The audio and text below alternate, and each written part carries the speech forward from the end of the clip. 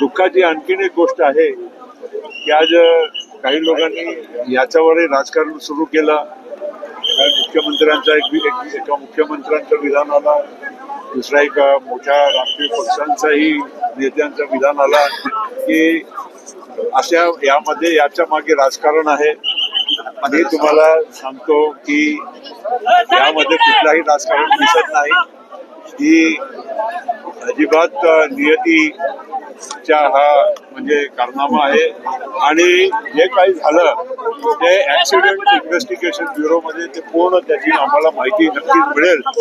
पण तोपर्यंत असं राजकारण करणं आणि कोणी आम्ही एनडीएच्या बाहेर जाणार वगैरे वगैरे आणि त्यामुळे हे सगळं असं काही कोणी घडवून आणलेलं आहे, हे अतिशय म्हणजे दुःखाची आणि शर्मनाक ही गोष्ट आहे की अशा वेळीच लोक राजकारण करायला लागले. मला फार दुःख आहे आणि मी माझी वेदना आणि माझ्या अभिवादन अजितदादाच्या चरणी मी नतमस्तक होतो.